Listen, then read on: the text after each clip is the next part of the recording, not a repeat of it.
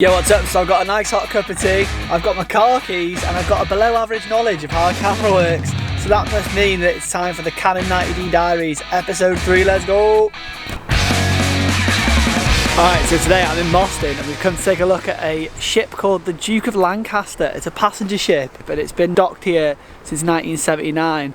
It was going to be turned into like a venue, but then there was loads of like laws and stuff about who owned the land that prevented it from happening. It's behind these gates here. It's pretty dope though. There's a man staring at me in like a black uniform. I assume it's a security guard. I did a bit of research on this once actually, and I saw online that they threatened to shoot drones down, and apparently they threatened to shoot people, which is nice. Hopefully I won't get shot today. That would be less than ideal, but let's go take a look. Let's have a go.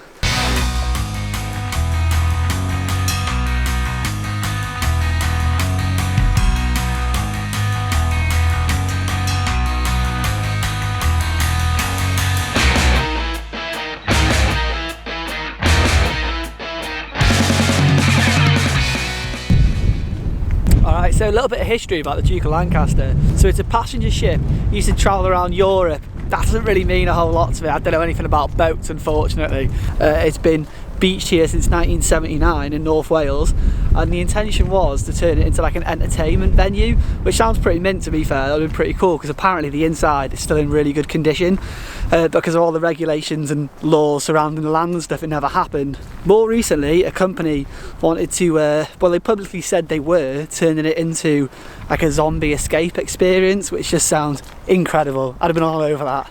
But just before it was set to open, they had to pull all the plans, and I think it was to do with the regulations of the land and all that sort of stuff again.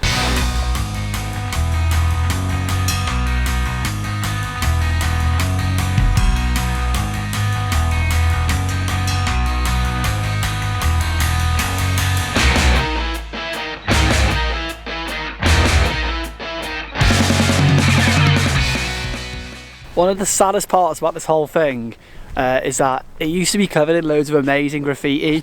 Like they had artists from all over the world come over and work on it, and then they just covered it in black paint for some reason. I don't know if it was to do with when they were planning to do this zombie experience thing, but yeah, it just seems like a bit of a shame. You can still see like bits of the graffiti, but it definitely doesn't look as cool anymore. Sad. The last week I was stood in a waterfall. This week I'm literally stood in a thorn bush to get photos. I feel like I'm just setting a bad example at this point. All stuck to me. So there's moments like these where the 90D's fully articulating screen really comes into play, because without that, I'm shooting through fences and through bushes. Without that articulating screen, it's just not happening. So very grateful for the articulating screen on this camera today.